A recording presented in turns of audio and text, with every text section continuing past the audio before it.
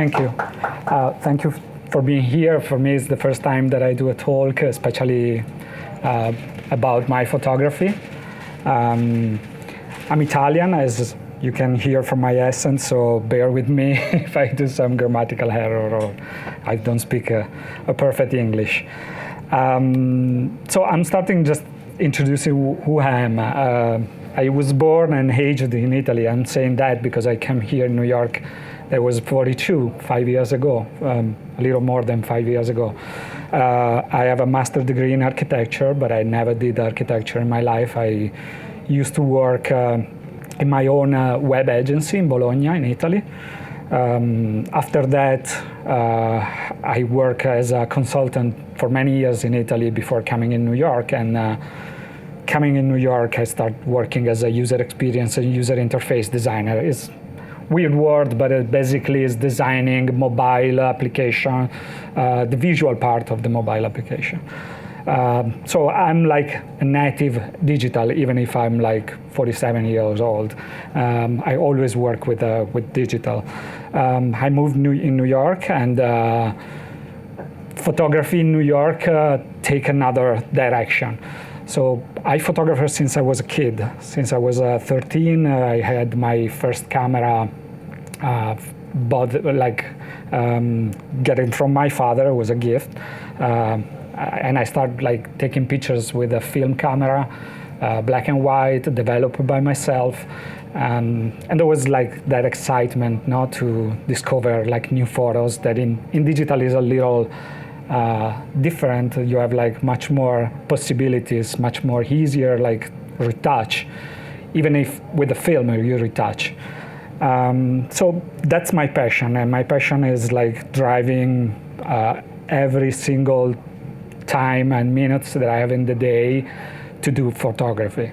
I photographed since when I walk from my apartment to work, and when I get out, the weekend, and that weekend was like a special weekend. So the day of the storm, that was Saturday morning. I woke up very early. Normally I woke up early in the morning the weekend because I want to have like time to do photography or something. That is time that I don't have during the week because I'm working 9 to 5 like everyone in New York, and more than 9 to 5 actually. I wish. So I woke up early. I was super excited like a kid because there's noise, and the extreme condition of the day was like super exciting for me. My girlfriend was looking at me and said, "Where are you going? It's 6:30 in the morning. You crazy? There is a storm." And I said, "Yeah, I know. This is why I'm going out." And I took my little camera. That is funny because the day before I sold my good camera, so I had only this one. It's a point and shoot. It's a good camera. It's a Ricoh GR, and I'm not gonna do advertising for them. But so I sold my good camera, and I say, "Oh man, if I had my good camera, I can take some good pictures." But let's do it anyway. My passion is street photography. So I like people. I like photographing people in the street in like weird condition, in a sneaky way. So my idea was, okay, let's go in the street and find some corner of New York where I can see people struggling with the wind and with the snow and getting some nice shot. I bundled up, I got my Ricoh GR, I went out, and I started taking pictures. Actually, let me go back, because I live very close by the Flatiron building, 5 minutes away. I'm on 23rd and 3rd, and I was just walking, and I can't walk really more than that, because the storm was very strong.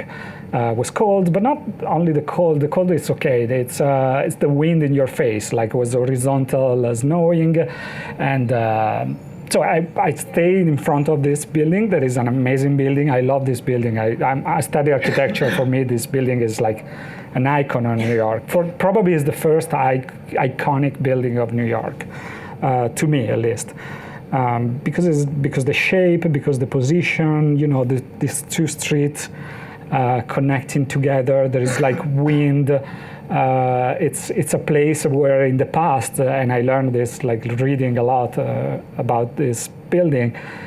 People were like staying to see the skirt of a woman flying and see the ankle, and there was police around to put people away, and so it's a place where the wind is super strong for some reason, physical reason. So I was there. I was waiting for people, but there was no people, and that moment was magic. There was like a moment where the wind and the snow was swirling around the building. So I start taking pictures, not even looking at the camera. I normally do that like that. I normally don't look at the screen of the camera.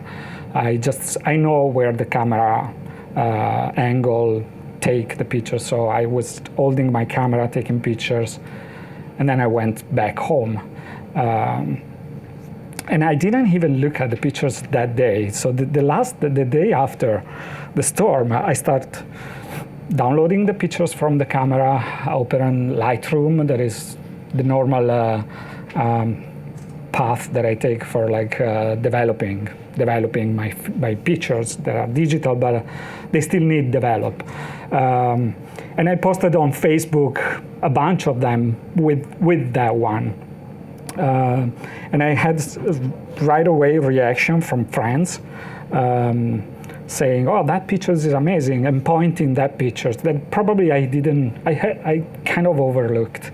So I say, well, but that pictures touch something in people, and people start saying, "Oh, it looks like a painting. It looks like not a picture. It's really a picture." And I say, "Yeah, it's a picture. So of course, it's a little retouched.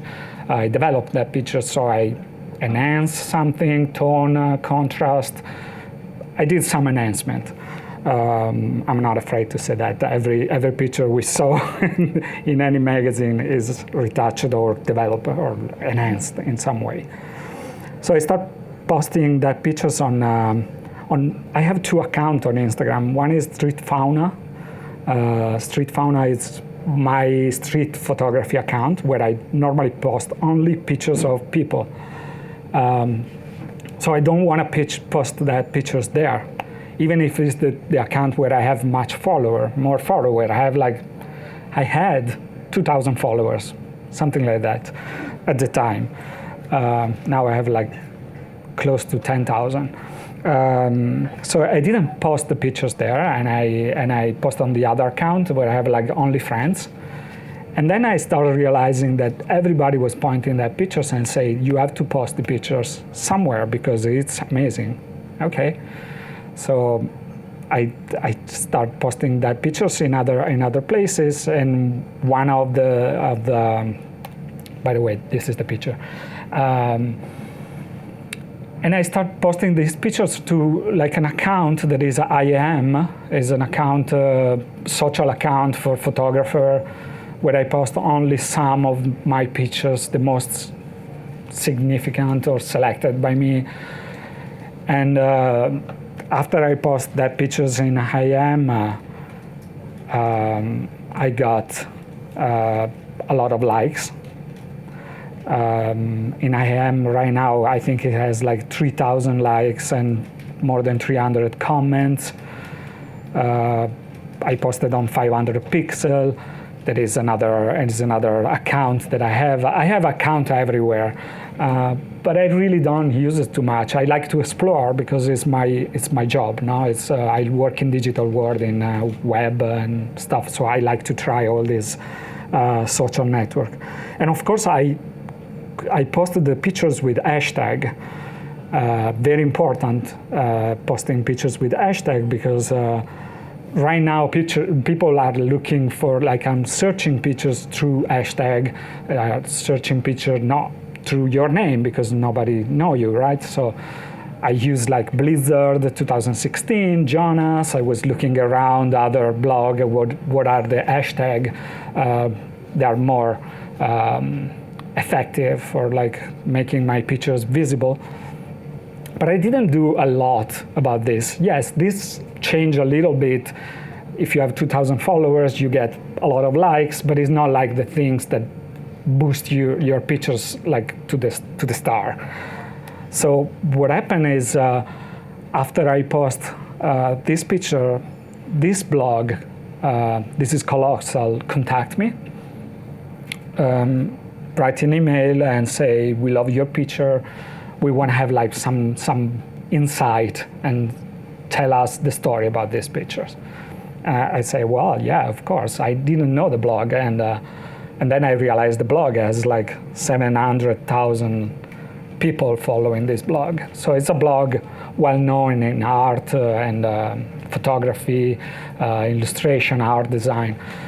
They write like a short article just with this title. That is the title that everyone else after them use, like the Impressionist painting. So I realized that there are like many factors that create buzz or like virality around a picture. Well, one has to be a good picture, of course. But that's not enough. I mean, there is so many good pictures out there, like so many good photographers, like crazy and amazing pictures. I think there is something in these pictures that make it iconic. No, iconic. It's like it's a moment in time that you cannot repeat because it's very difficult to get that moment again.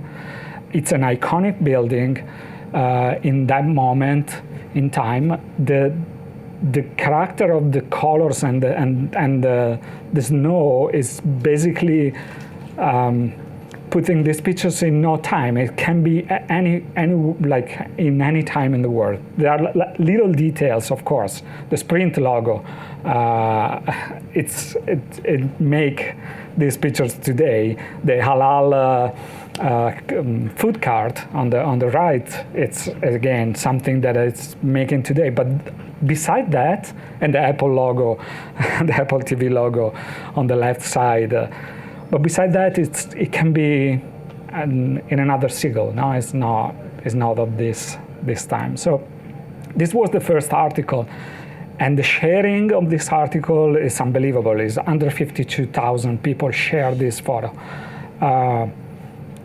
After this was a disaster. Like really, I can't sleep the night because I start receiving email from the Telegraph. Then say, we saw your picture, we want to use your pictures as a photo of the day. And I say, wow, yes, Telegraph, thank you. They asked me, after that, can we have other pictures of that day? We want to do a gallery. Okay, yeah, of course. So I sent the pictures. I don't even was like I was not even think, should I do this? Should I ask for money? Should I think of copyrights or something like that? In that moment, for me, that is not my job. Like, for me, photography is a passion. It's just, okay, I have recognition finally after like so many years of photography, and the Telegraph asked me a photo. Okay, you can have it. I don't want anything. After the gallery, they asked me a question and said, we want to do an article. And I was amazed, of course.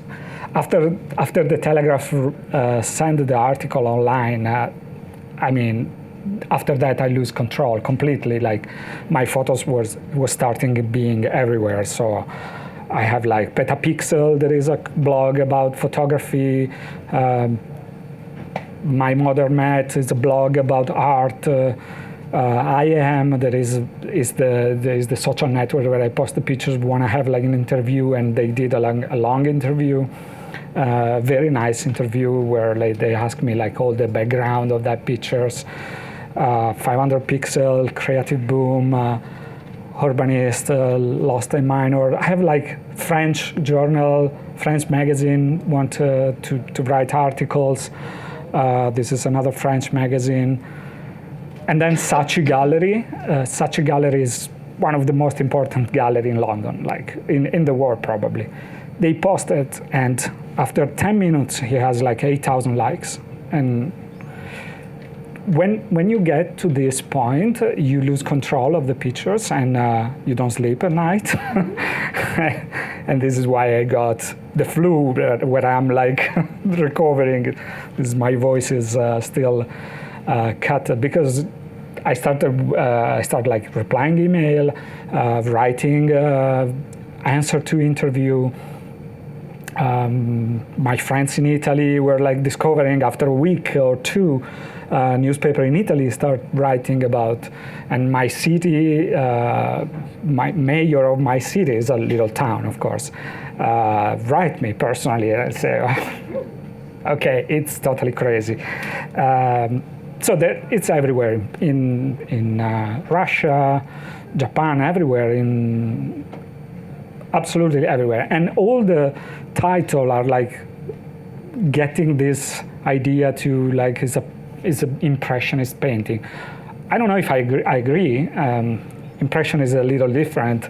I study art and architecture, but I never complain like that because it's if I can get some emotion with a picture, I think that's it. That's your goal, right?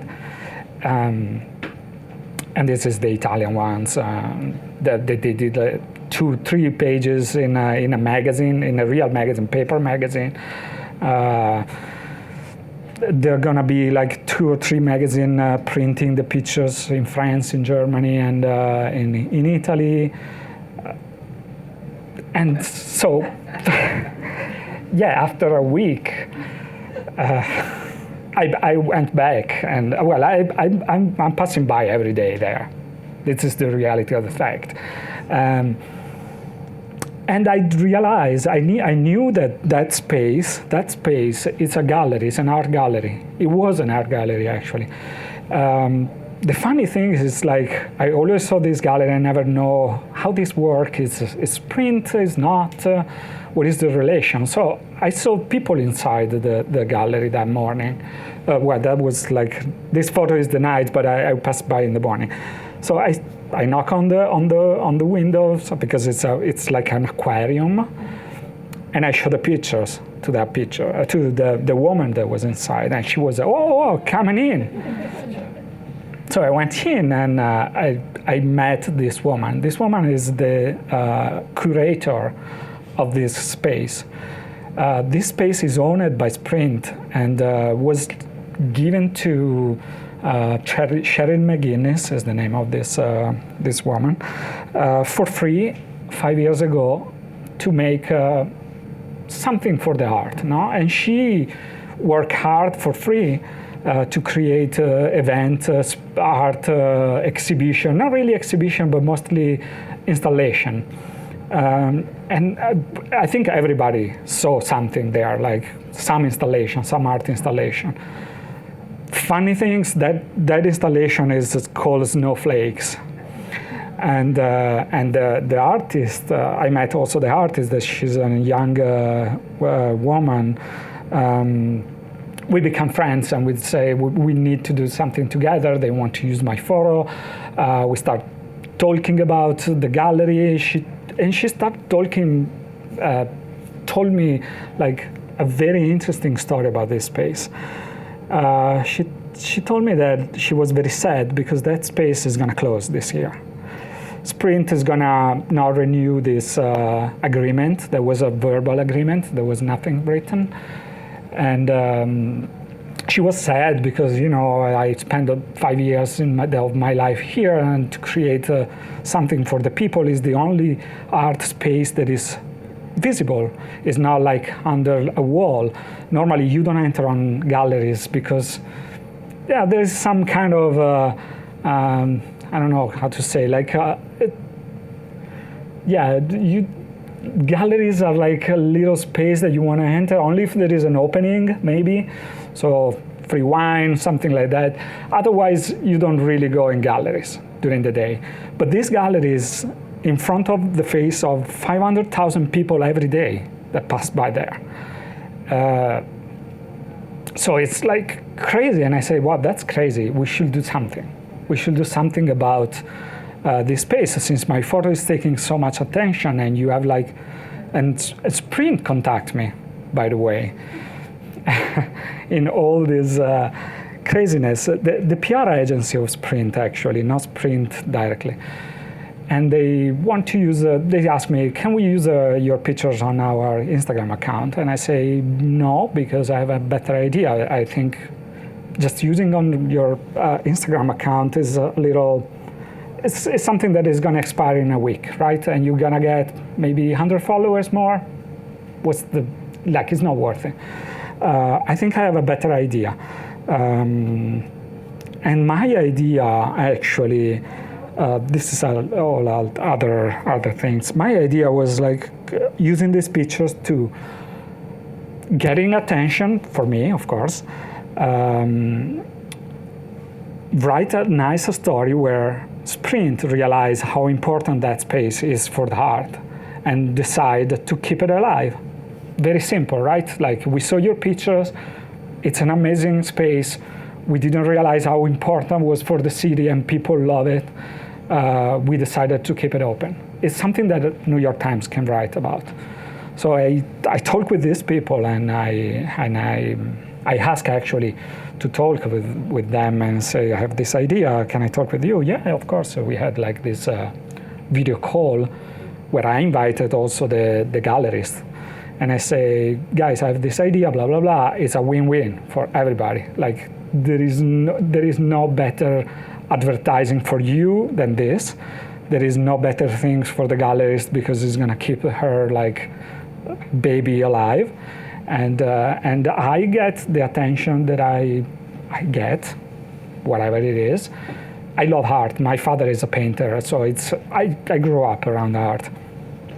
And they say, wow, that's amazing. We didn't know, blah, blah, blah. We'll let you know in a few days. Of course, they let me know nothing. After 3 days, I follow up.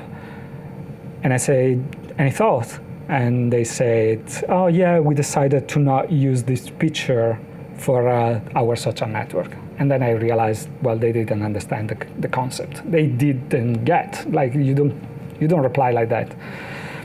So I decide, okay, bad for Sprint. I'm gonna tell this story as I do right now, anyway, and Sprint is gonna have like a bad reputation, and already people are talking about this. So when I say it's all about the people, it's really about the people, because I met so many people with this picture around this building. I met Alice Spangberg-Alexius, that wrote like a book about the Flatiron. She wrote me and say, and she write me something in this book. She gave me the book with a dedication, and she wrote something that is very touching. She said that you are one of the photographers that are gonna be in the history of the photo of this building, like with Stiglitz, that is the one you can see in the book. And I said, well, that's, I was, okay. So I'm just happy that I met all these people. People ask me to buy pictures, so I put online something to sell, like little printing. The gallerist asked me to do a limited edition of the pictures, so it's a lot of things going on. Well, I told you about the art space, the marketing, my idea, nope, not gonna happen. It's funny how like a company like Sprint that is not doing really well, and that is basing their like advertising on a NASCAR car, because they are based in Atlanta or Kansas City or something like that. So they really don't understand the reality in New York. Like in New York, how many people care about like NASCAR car? Probably very little. How many people care about art? A lot.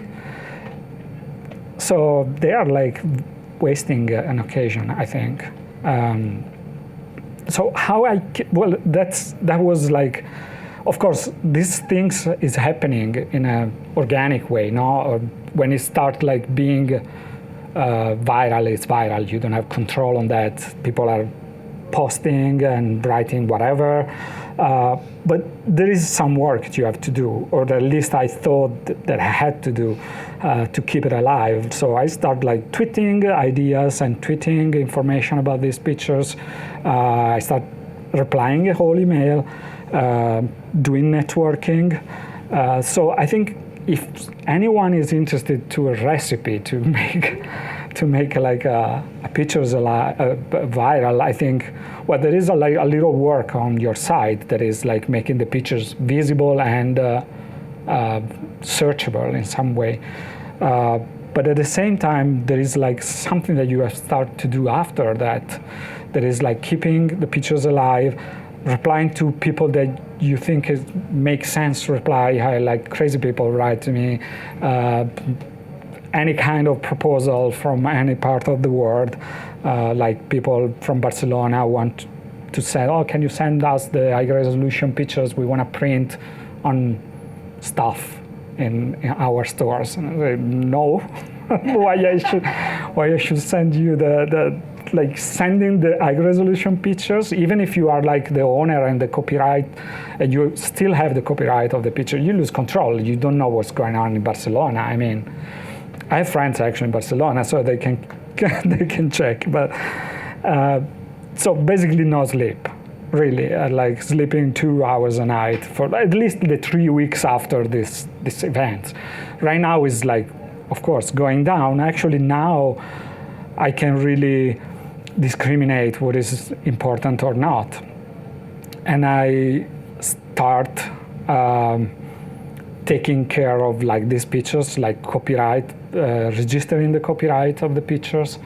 There is a website of the government that allow you to register the copyright of the pictures for $30. Even if the copyright is yours, because it's your pictures, and you can demonstrate that because you have the original raw file. But people are just post pictures like anyway, and they use it for their own personal use. So if I actually reverse search on Google with pictures, I can find like everything. So I was trying to get numbers. That's the most difficult part, especially if you didn't plan that pictures to become viral. And I didn't. So I didn't have like a code that I can put in the pictures to check how many times was like liked or shared, or it's very difficult. There is like, it's everywhere. There is a lot of numbers. I try to make it together, and this is what I come out for. Like, I'm not sure it's accurate. It's probably more or probably less. But like my estimation is like this kind of numbers. But I think like beside that, there are like pictures that have much more than that. Video, they are much more than that. But they have like a very short life, very, very short life, a week, maybe less, 2 days. Now a viral video and boom, finish. These pictures, I have like, I realize because I see it every day that it's still alive. So there are people now asking me to do stuff like, I want to use your pictures for a book in Argentina. I want to use, I have like people from the Flatiron building that work in the Flatiron building. The Flatiron building is rented by one company that is Macmillan's. It's a publishing company. And one of the women that work there bought one of my picture. And she invited me, I want to give you a VIP tour of the building. And I said, yeah, of course. So I had like also this privilege to be inside the building, and had this amazing tour about the building from the basement to the roof, where with all the secrets of the building. That building, it's really interesting. Like, it has like so many stories and things. So what I learned, it's I don't know. I mean, this is what I learned. Believe in your ideas, that's for sure. Like, keep shooting even if you don't have any recognition. No, it's something you do for yourself, not for other. Look for quality. I was posting a lot of pictures. Now I'm posting much less pictures, like very selected, what I really like. Bring your camera with you all the time, because these events are like magic, and if you have your camera, you can register, otherwise it's in your mind, and it's good, but it's different. Walk a lot, like photographer, there was someone, Salgado, I think, it's a photographer that say that a good photographer needs to have a good walking shoes more than a good camera. And this is like, it's a good camera, but it's not like the camera. Don't sleep. Keep connecting with people. Keep only real friends. You have no idea what happens when you have like this kind of visibility with your friends, or what you consider your friends. You realize who is really a good friend or who is not. I'm not saying more than that. And then sleep, because I had it yesterday, because I had like a very big flu during the weekend. And I say, well, yeah, probably sleep is good, because it's gonna keep your immune system in good shape. What I'm doing today, I'm doing a limited edition, because I have like people asking me for that, and because I have like a gallerist that told me that it's an iconic photo that can be worth to be in a limited edition. I'm selling small prints of that, but I stopped it actually, because I don't want to put the valuation of the limited edition down. I'm gonna still like replying to articles, keep networking. What I'm doing in the future is like I'm gonna keep shooting, be more selective on my pictures, explore different fields, contaminate. And when I say contaminate, is like I was doing a project before this picture with a friend. He's a painter. It's an amazing painter. And we had like this continuous dialogue between us, between my photos and his painting. What I see in his painting, what he see in my photos. That is always different, what I see in my photo than what he'd see. And he say, why we don't work together with your pictures and maybe do something? And I said, well, that will be amazing. Why you don't surface on my pictures what you see and bring it out with your painting in my pictures? And we start like experimenting. This is just a little experiment we are doing. Is like he's gonna paint on selection of my pictures, and we're gonna do an exhibition probably. Because I think it's a good point of view. He's gonna hide or like enhance some part of my pictures with his idea of what he's seeing in that picture. So like what I'm doing is like that pictures it's an amazing pictures. It's difficult to get something at the same level. No, it's something that happened once in a life probably. I'm not expecting to base all my career, or like even if I don't want a career in photography, that's my passion. I want to keep it as a passion. But I like art, and I've always been a little art collector in my little finance, and maybe like moving on that side like would be interesting. And so this is what I'm trying to do. Well, thank you everybody. Thank you. Whether you're a hobbyist or a professional, B&H has the answers to your questions. Experience a world of technology at our New York City Superstore. Connect with us online or give us a call. Our staff of experts is happy to help.